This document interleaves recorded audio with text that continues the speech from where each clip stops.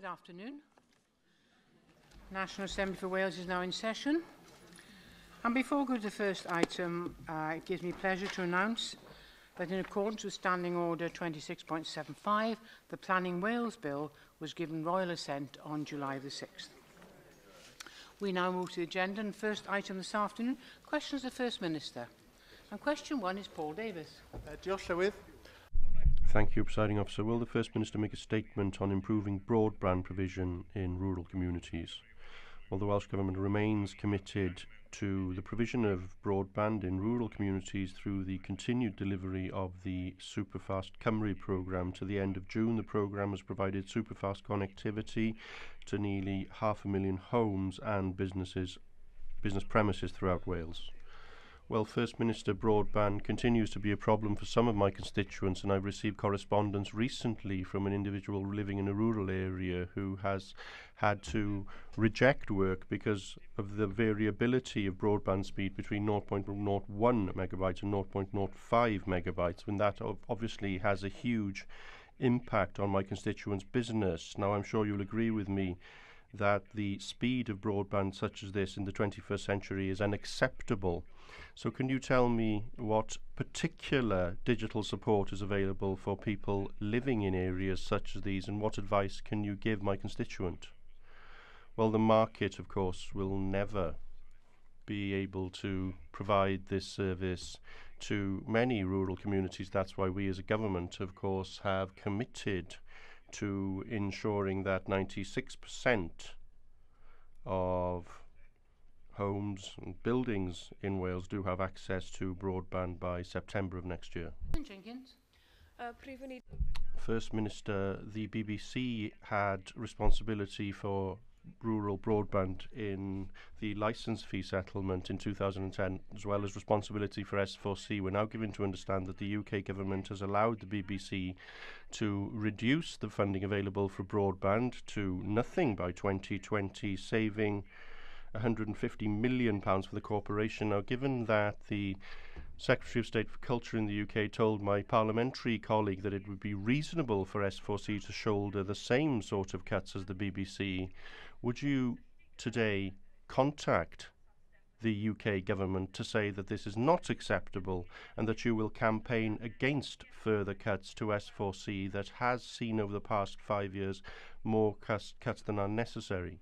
It is unacceptable, and a letter is being drafted as I speak, which will be sent to party leaders this afternoon so that we can hold a cross-party meeting to deal with this issue, because this is extremely important in terms of the future of Welsh language broadcasting.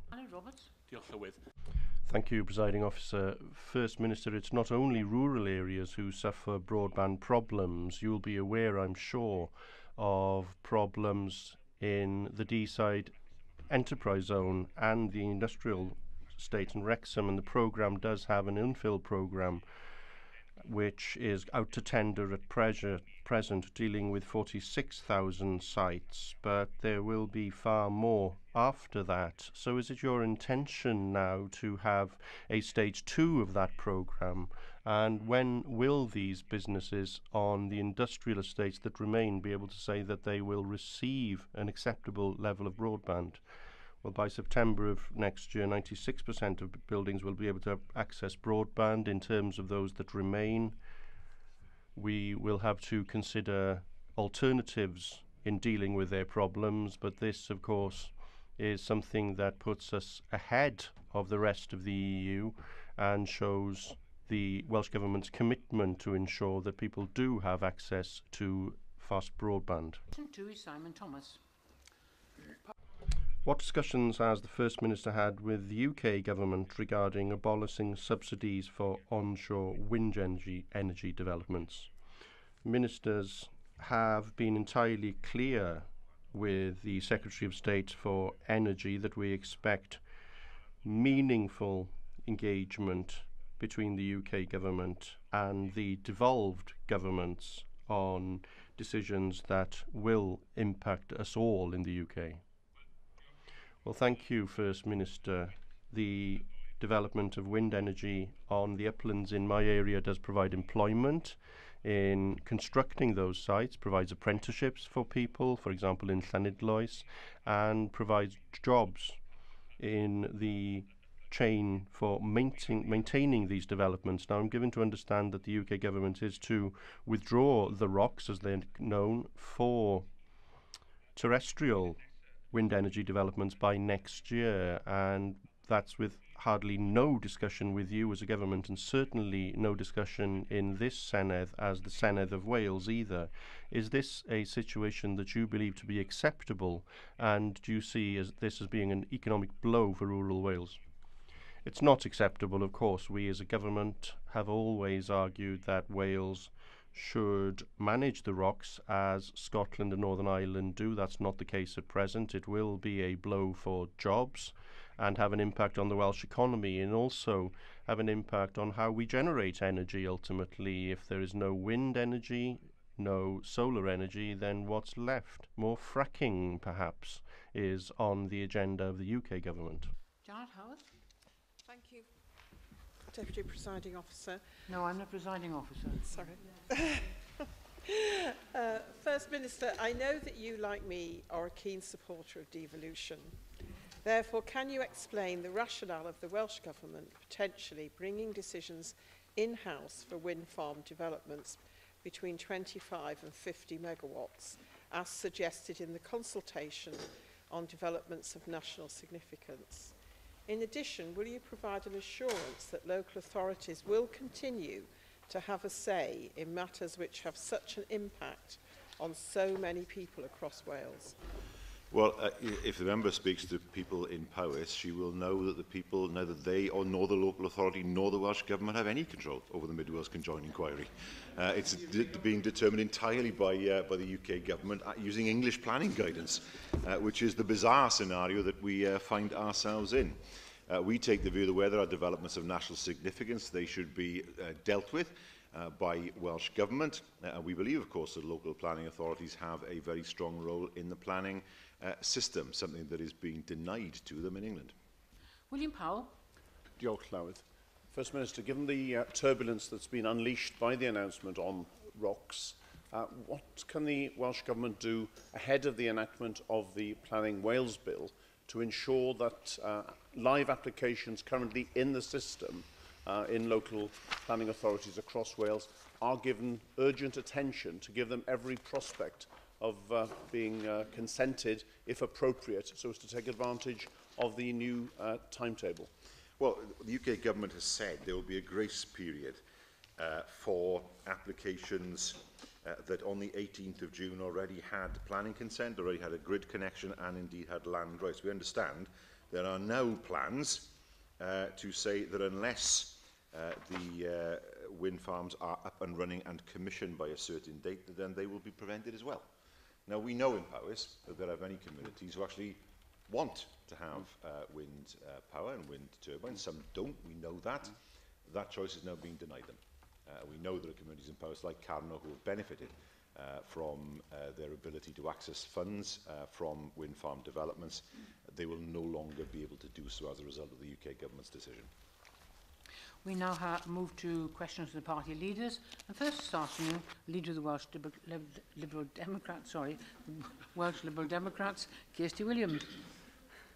Thank you, Presiding Officer. First Minister, the Social Services and Wellbeing Act swept away nearly every existing law relating to community care, but it did not set out the standards of care that sick, elderly and disabled people could expect.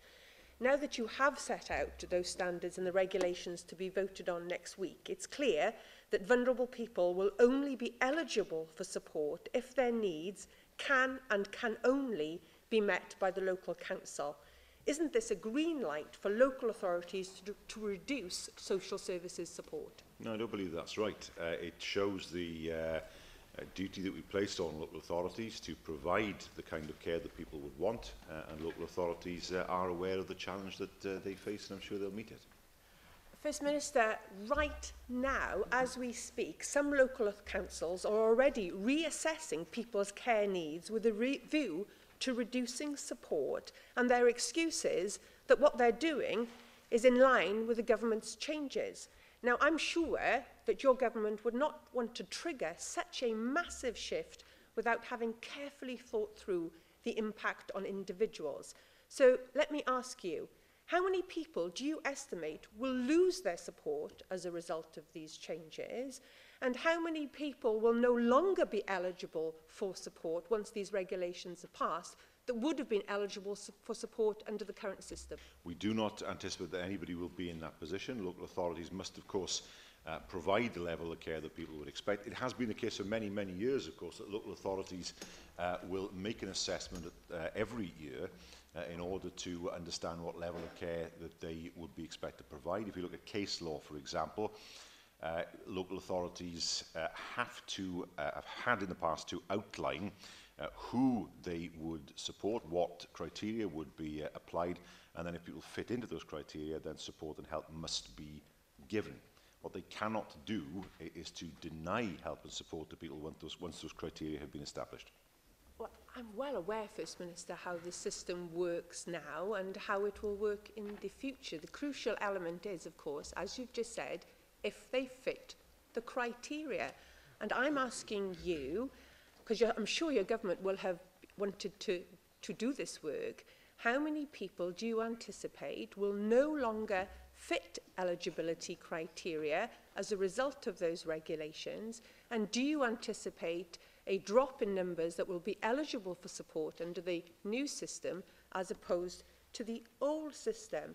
The reality is, if those regulations are passed next week, your government will offload responsibility for care to the voluntary sector, unpaid carers, friends and relatives who are already struggling, if they're a voluntary sector, to maintain their funding, and if they're carers, to do what they want to do for their relatives.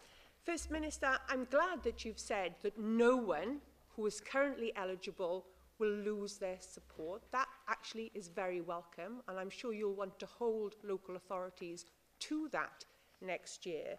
But First Minister, really, are you satisfied that your government is allowing local authorities to offload support in this way?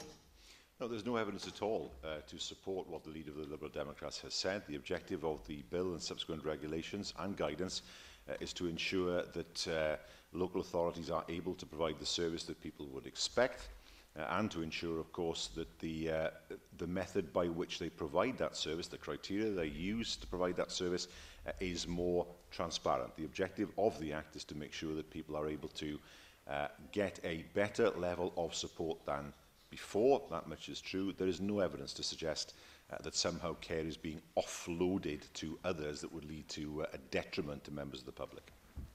We now move to Leader of the Opposition, Andrew Archie-Davis. Thank you, Presiding Officer. First Minister, last week, week in, week out, did a programme on care in North Wales, and in particular, they raised concerns about the Gwanwyn ward in the Hadfan unit in Wrexham Milo Hospital, and there were 47 allegations, and I use the word allegations because, in fairness, they are unproven, but your Deputy Minister, Vaughan Gethin, was asked, did he believe that the ward was safe in Wrexham Milo Hospital, and he did not answer that question. Can you confirm that that ward is safe, and more importantly, is it your view that it has been safe in the past, given that these 47 allegations have been made? Yes, we have spot checks in place now that examine facilities such as these. They have not identified serious concerns in any facility across Wales. And one thing that has to be said is there have been no allegations of any assaults by staff on patients. The BBC did not make that clear last week. I make it clear now that has never been the case. Minister. I did ask for a straight yes or no, because it was a simple yes or no. Is there safety on that ward? Because I think that's important for people to understand. And obviously the Deputy Minister was offered that opportunity in the programme and chose not to. That programme, along with many reports that have come forward, such as the Trusted to Care report in the Princess of Wales Hospital by Professor June Andrews, the report that came out last week in the independent inquiry into Cardiff and Vale into A&E services, the survey by the BMA, the targeted intervention at Betsy Cadwallader undertaken by Anne Lloyd. This gives a general direction of travel of report after report, showing that there have been serious faults in many aspects of delivery of the NHS in Wales, 2 years ago, I asked you whether your government would commission a Keogh-style inquiry. You have said to me the reason why you would not commission such a Keogh-style inquiry is because it would cost too much. Yet all these reports and all the revelations over the last 2 years clearly show that a Keogh-style report would have got in under the skin of many of these issues, given you, the government, the recommendations to deal with, and people could have had confidence restored. Will you now, in light of all these reports and the revelations that are out there, commission a Keogh-style report in Wales? Well, the very fact that there have been these reports and action taken as a result of them shows that the system is working. Yes, there have been problems in the Welsh NHS. I mean, nobody is going to deny that. We all saw what happened at Tawel Van. My own hospital, the Princess of Wales, has had difficult issues it's had to deal with, and action was taken. The Trusted to Care report has shown that. It's June Andrews, not Julie Andrews, as he put it. Professor June Andrews has followed up on the work that she has done, and that work still continues. The fact is we have a robust reporting system. We have spot checks in place, and those spot checks have revealed no serious problems with the delivery of the Welsh NHS. An inquiry that he has described, a public inquiry that he's called for, would involve lawyers, would cost millions. Best spend that money on patients and not lawyers. First Minister, you could try and divert attention by trying to take the mick out of what I've said to you today. I did say June Andrews. Everyone understands exactly the point I was making, and everyone understands that you were acting as the roadblock to actually getting an overall impression of exactly where the NHS is, led by a clinician that could deal with many, many of these serious allegations. And time again, we deal in a like a pocket battle type situation with postcode reports done in various parts of Wales, rather than looking across the whole of Wales to see how we can look at best practice. And there is much good practice in the Welsh NHS, but sadly these reports identify many areas that need dramatic improvement. I also called for a duty of candour to be brought forward some 2 years ago. That is in the Green Paper. You could bring that forward now, if you so chose as a government, rather than have it in a Green Paper that will not see the light of day this side of the Assembly election. Why, First Minister, do you constantly stop making these improvements in the Welsh NHS that could give confidence to people, whether they're patients or clinicians working in our NHS? We need a Keogh-style inquiry. We need a duty of candour. I've asked for 2 years for that. Why won't you grant it? There is no need for a Keogh-style inquiry. We already have the reports that have been mentioned. They have done their job. They have dealt with situations as they have arisen, and spot checks have been put in place to ensure they don't arise in the future. But I have to say to the Leader of the Opposition, he stands here and asks questions about health. We've just had an in-year cut of £50 million to our budget. Let me tell him what that would have bought. 62 community hospital wards, 50 medical wards in terms of 50 people on those wards, 327 consultants, 500 doctors, 1,100 nurses, 12,000 orthopaedic operations, and it would pay for 75% of the cost of our district nurses. I am not going to take lectures from him on health when he says absolutely nothing when our own budget is cut. If he'd have stood up against his own party leader in London and said 50 million cut to the Welsh public service budget is unacceptable, I'd have more respect for him. But now he stands there, complains, but will not stand up for Wales. On your watch, these reports. We finally move to the Leader of Plaid Cymru, Leanne Wood. Diolch, Llywydd. Prif Weinidog, mae Llywodraeth... First Minister, the Westminster Government has stated that S4C will be expected to make significant cuts. What is the Welsh Government's view on the future of S4C? Well, it's unacceptable, as I said in the earlier answer, and the members of the leaders of the parties will be discussing this on a cross-party basis. Diolch. Fel egwyddor... Thank you. As you know, most of S4C's funding comes from the licence fee. Part of S4C's funding also comes from the Westminster Government, and it's likely that there will be cuts to this funding. What assessment have you made of the financial needs of S4C? Well, some reports state that S4C should lose £30 million. That would be a huge cut. But the problem is this, of course, the licensing system is extremely shaky.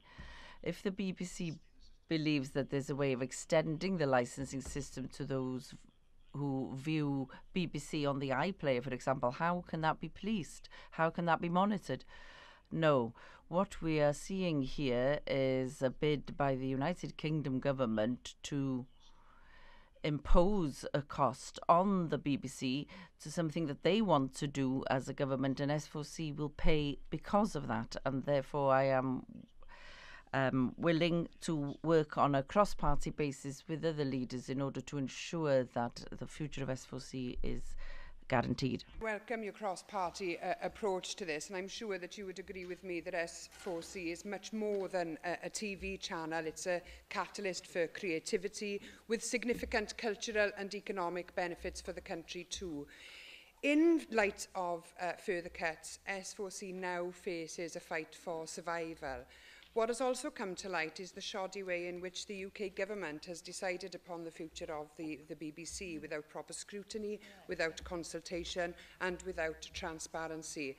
Are you now then of the view that this Assembly should now take greater responsibility for broadcasting to secure and prioritise not just S4C but public broadcasting in general? Well, I mean, I'm sympathetic with the idea of looking at how we can have a greater say in broadcasting. That much is true. For example, there's no reason why we shouldn't have equivalent powers to the Scottish Government when it comes to the BBC's charter. In terms of funding S4C, it's a substantial amount of money. The UK Government take the view that broadcasting isn't devolved, therefore they have a responsibility to fund all broadcasting properly. I can't quite understand the BBC's thinking in taking on board a £650 million burden for someone else's policy and in some way extending the licence system to pay for it. We all know that the licence system is becoming more and more difficult to collect because more and more people are watching BBC programmes on electronic devices. How do you monitor that? How do you police that? It's very, very difficult. The licence model is becoming more and more difficult to see how that will work in the future, and that of course then imperils the future of S4C. But this is typical. When Jeremy Hunt was the Culture Secretary, he had no real idea of what he wanted to do with S4C. I met him and it was fairly clear that they hadn't thought very strongly about it. It's the same this time around. It's about time the Welsh language was not seen as an afterthought by the UK government. We now move back to questions on the paper, and question 3 is Christine Chapman. Thank you, Presiding Officer. What consideration has the Welsh Government given to the effects on child poverty levels in Wales of welfare system changes brought in by the UK Government? Well, analysis by the Institute of Fiscal Studies on the impact of the changes in Wales suggests that it is those around the poverty line, and particularly those with children who are expected to see the largest income losses, and that is bound to impact negatively on child poverty. Thank you. You will be aware, First Minister, of the call by the 4 UK Children's Commissioners, including Welsh Commissioner Sally Holland, for the UK Government to think again and cancel its policy of savage welfare cuts, as they rightly recognise the devastating impact these have had on children and young people, including here in Wales.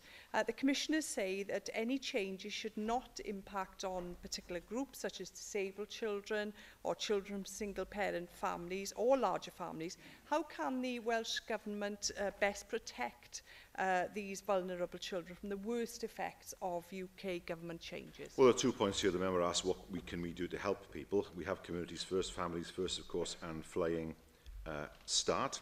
And we know that through the evaluation report on Families First that that has led to improvements in people's situations and indeed help to mitigate child poverty. But we know that the UK Government will abolish child poverty because they're just going to change the definition of it.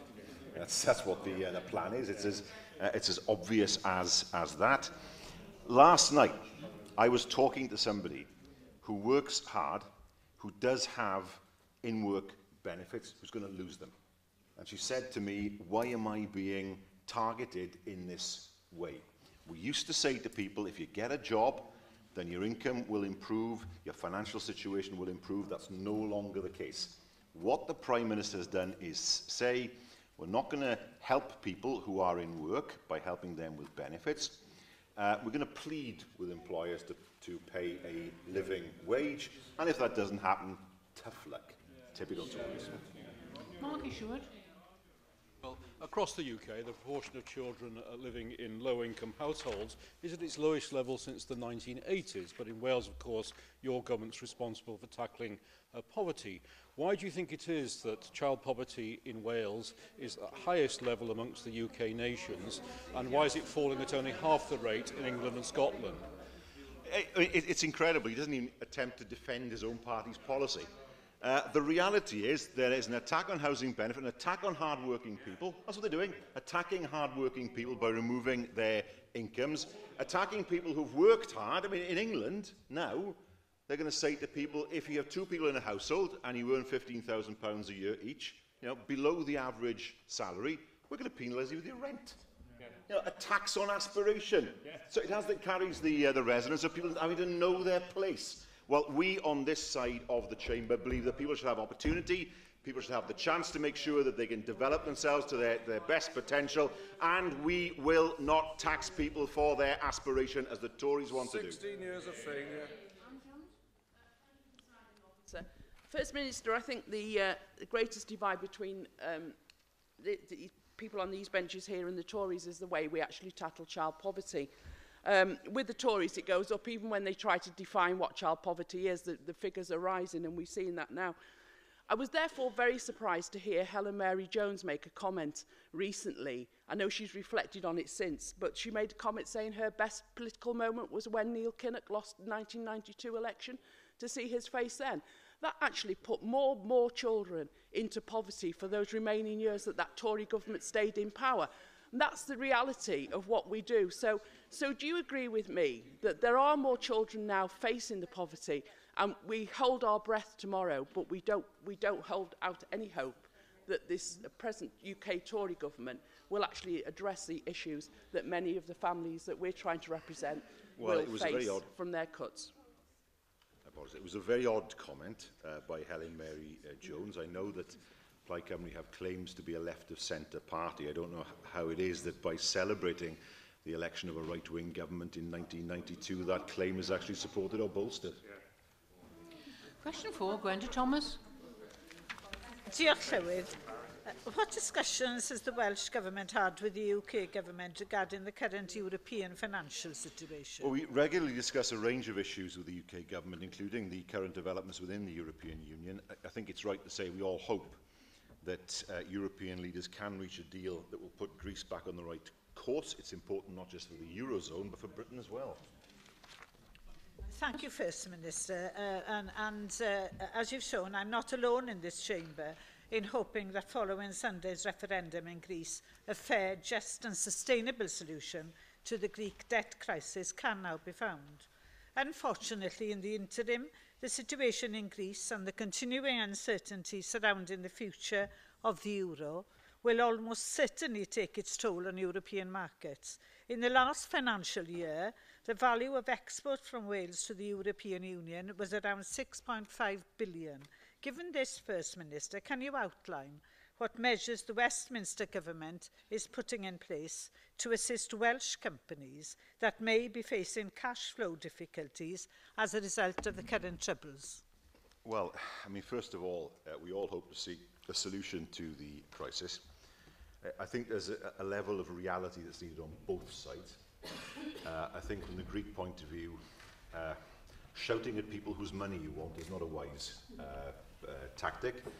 On the side of the ECB, I think it has to be recognised, for example, that the people of Greece work more hours. I think it's right to say that they are the second highest number of hours worked in the world in terms of developed countries. So we're talking about people who work very hard and have seen their incomes hit year after year after year, and that has to be recognised. So I hope that there is a level of compromise that's reached between the two sides. I can say, in terms of businesses working in Greece or exporting to Greece, BIS and the Treasury have issued guidance for business on temporary capital controls that are in place in Greece. Where Welsh businesses believe they may be at risk from the Greek capital controls, they should contact the business debt line for advice on cash flow that's available on the gov.uk website. But I can say that total exports to Greece represent under 1% of total Welsh exports. So there will be some businesses, of course, who will be affected, but in terms of the overall impact on Welsh exports, that at the moment is small. But the effect on Wales and on Britain of a Greek default and a Greek exit from the euro are significant. William Graham. Presiding Officer. First Minister, what advice would you give to Welsh tourists going to Greece rather than to take a lot of cash with them? It appears that the systems there are about to break down even further. Although I'm sure we would all welcome a resolution of this long-standing problem, you will know, First Minister, that Greece, unfortunately, has had a period where corruption appears to be endemic, paying tax appears to be voluntary, and the economy has been mismanaged for many years. Let's hope that this can be resolved quickly. Well, I would advise tourists to look at the FCO website. It provides travel guidance for all those going to countries across the world. That website gives advice to people in terms of carrying cash, that's true, in terms of security, but it does not say that people shouldn't go to Greece. Tourism is an exceptionally important part of the Greek economy. If people don't go to Greece, then of course that will have an even greater negative effect on the country. Roger Glyn Thomas. First Minister, would you agree that securing stability within the European Union, including in Greece, is naturally exceptionally important for Welsh businesses, because that market is one which represents a major or the main market for Wales and the United Kingdom? For that part, are you holding any discussions at present with the Westminster government and the European Union in order to ensure that that market is safeguarded for Welsh businesses? Well, I've already mentioned the guidance available for businesses. It's true to say that nobody yet knows what will happen over ensuing weeks, how much money there will be in the Greek economy. We know that they have reserves of some £2 to £3 billion, and that's virtually nothing given the scale of the country's economy. But what's important is that agreement is reached and that money can be put into the Greek economy and that the banks can access finance again and things can be normalised there. Question 5, Bethan Jenkins. Will the First Minister make a statement on the implementation of the Trusted to Care report? Yes, an extensive programme of work has been undertaken at a local and national level to address the concerns raised within the Trusted to Care report, and we will be publishing a report in the early autumn setting out what's been done, which is leading to improved quality of care. Thank you for that answer. But recently, some of the campaigners who actually live in your constituency of Bridgend received an anonymous letter from some people who work at the hospital, and they're still saying that morale is very low and that they feel that nurses are being scapegoated in all of this. They say the board has appointed 6 new nurse directors, 6 medical directors and 6 unit directors on salaries of up to £100,000.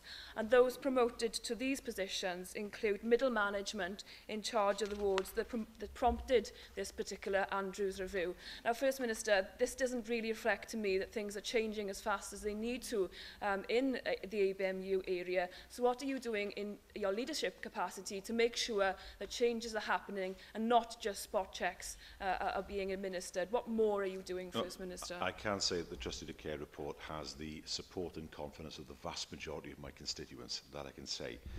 If Professor Andrews is unhappy with anything that has been done since, she is, of course, free to say so. I can say that the last and final meeting of the Chief Executive and the Executive team took place on the 1st of June of 2015, and Professor Andrews is still involved because this month a follow-up review is scheduled to take place.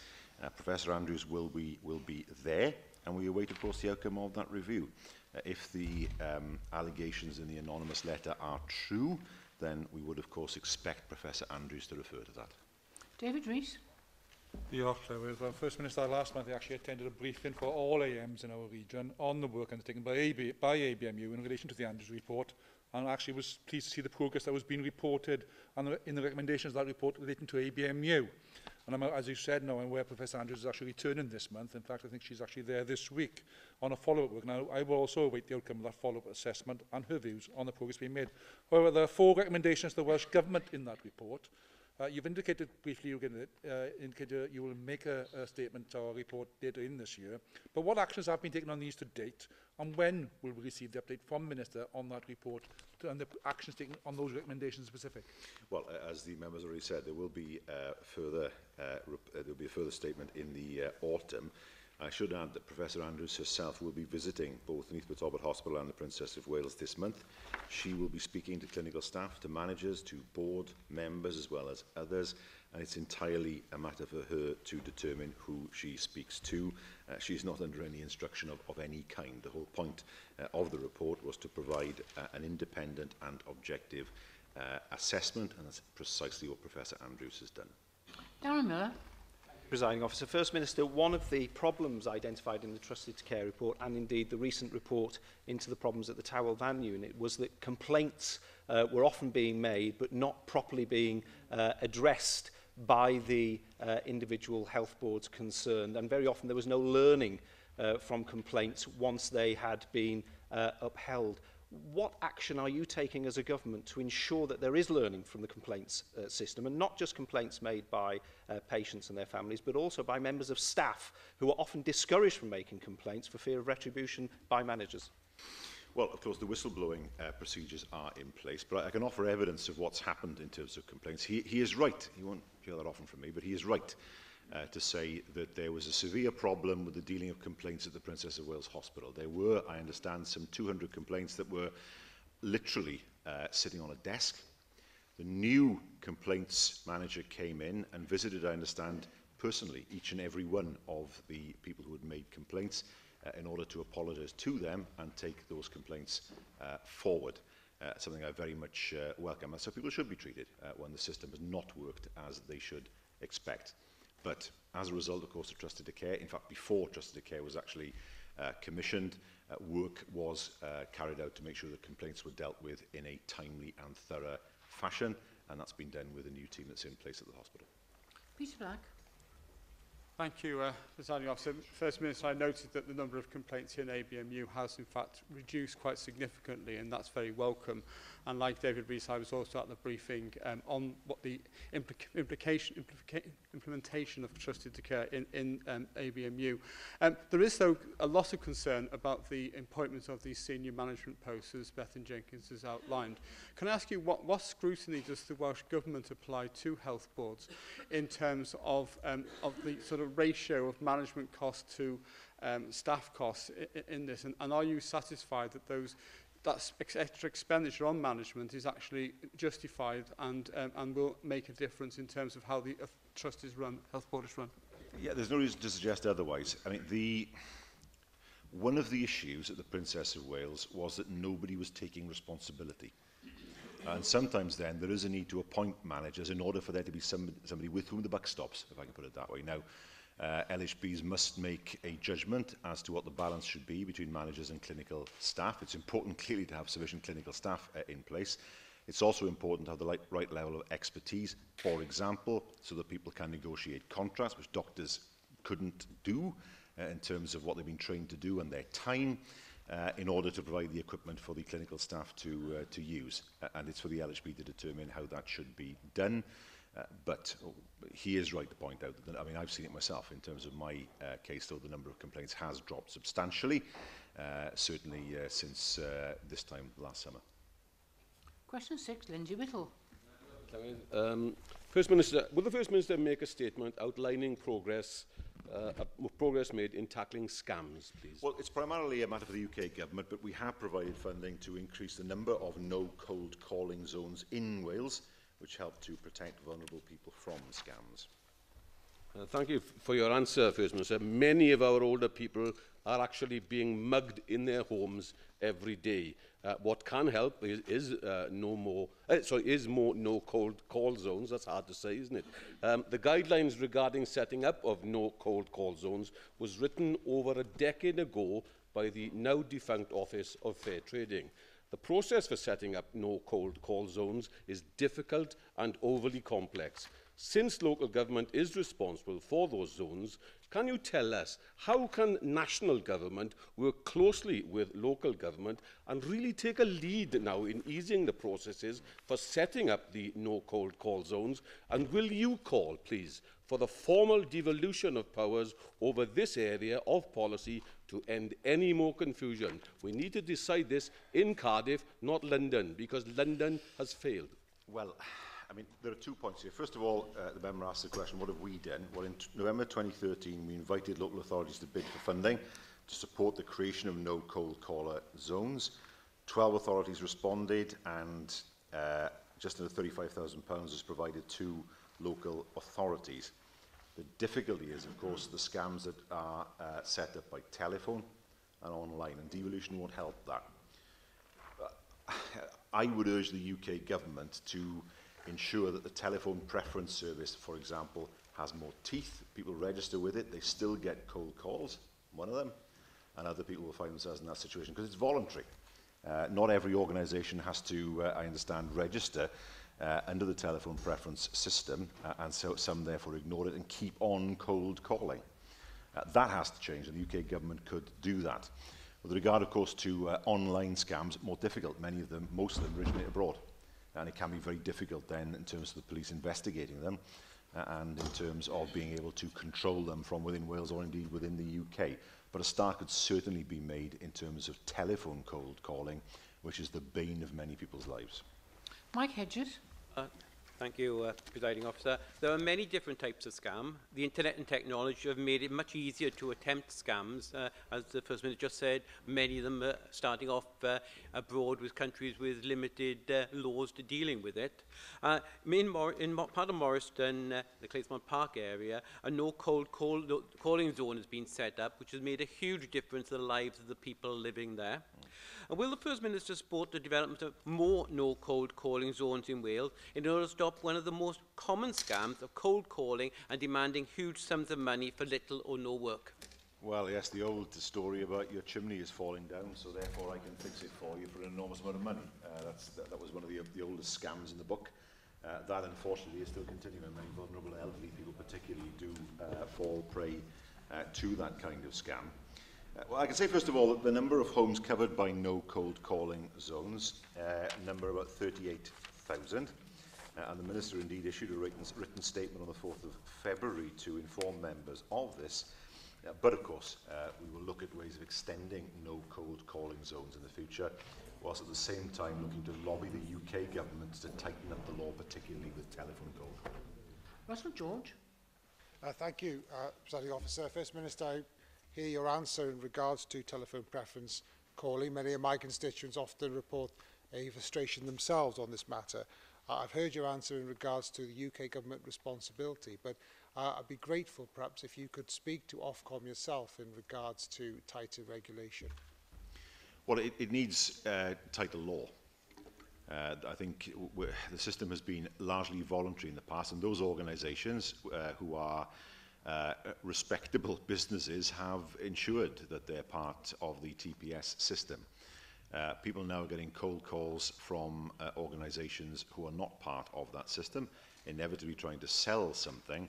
And at UK level, I think it is time, and this is, I don't make this point in terms of a party political point, I think it is time to ensure that that system is tightened up and that anybody who is looking to cold call an individual should be bound by whether that individual has agreed or not to be part of the TPS system.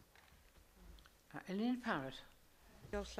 First Minister, one scam that is perpetrated by cold callers is the distraction burglary, and one community that's been particularly badly affected by this in my region over the last few years is the Asian community, who have been targeted but for burglaries of gold jewellery. I'm wondering if we can encourage local authorities to be broader in their description of what a vulnerable community actually is, and not just assume that only people who are elderly could possibly be vulnerable, that actually a community that is being specifically targeted can also be considered vulnerable as well. Well, it's a matter for the Police and Crime Commissioners, I would argue. They have responsibility for crime prevention in their areas.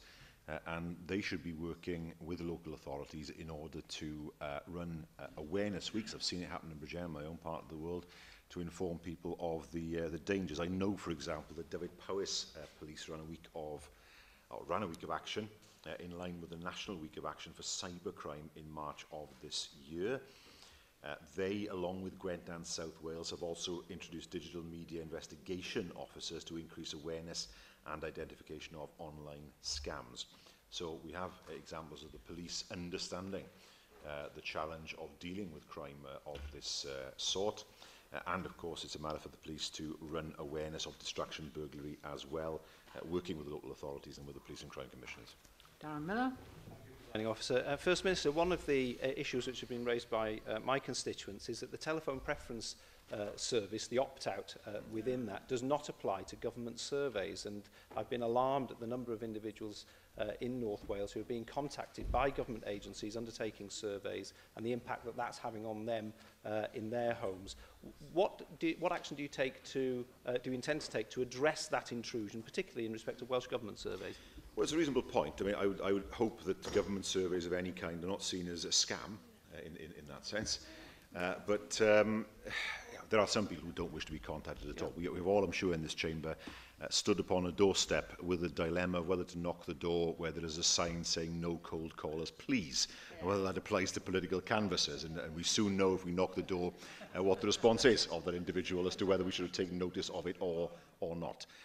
I think it's time to look very carefully across the board at its fair, public sector and private sector, in terms of people being able to have a reliable service that they can opt out of, and perhaps options within that opt-out. In other words, are you happy to be contacted by government surveys of any description, but you don't want to be contacted by anybody selling you something? I think there's perfect scope there to change the law in order to provide that level of flexibility. Question 7, Julie Morgan. Officer, what plans does the Welsh Government have to improve the lives of kidney patients in Wales? Well, we continue to invest in improved services for kidney patients, including increasing capacity and modernising facilities for dialysis across Wales. And of course, we're taking action to increase the number of transplants, including introducing a new system of consent for organ donation from the 1st of December. Thank you. On Friday, I was very pleased to host a coffee morning in the new theatre in Cardiff, along with Jenny Rathbone, in support of the Welsh Kidney Patients Association. And one of the key issues they brought to us was the strain of having dialysis, and particularly if you have to have it in hospital rather than at home. So I wondered if the First Minister knew if there were any plans to extend the scheme run by Morriston Hospital in Swansea, in Mike Hedges' constituency, which is teaching patients not only to have dialysis at home, but also to have dialysis in their sleep, which is obviously much less stress on them in their daily lives. That's true. The renal unit at Morriston has developed a home nocturnal haemodialysis service. It is the first of its kind in Wales, and it is far less stressful and indeed more convenient for patients. It has been piloted. We are now looking to roll this out nationally to make sure that more patients can take advantage of this. Question 8, Mohammed Ashgar. Presiding Officer, what action is the Welsh Government taking to tackle meningitis in Wales, please? Well, meningitis and meningococcal diseases under constant surveillance to identify trends and to evaluate prevention and control measures, and evidence-based immunisation programmes are in place and kept under review. Thank you for the reply, First Minister. The charity Meningitis Now has expressed its concern that the Welsh Government has not made a firm commitment to roll out the ACWY vaccine, which prevents 17 and 18 years olds from contracting meningitis W. This vaccine will be available in England and Scotland from August this year. When will this ACWY vaccine will be available in Wales, please? Well, this particular strain of the virus has been much more of a problem in England, but of course we cannot say therefore that we in Wales are in some way immune to it. And the members asked the question, when will this be rolled out? We're looking to do that. The next step is to agree payments per vaccination with GPs in order that this service can then be examined and rolled out across Wales. Thank you, First Minister.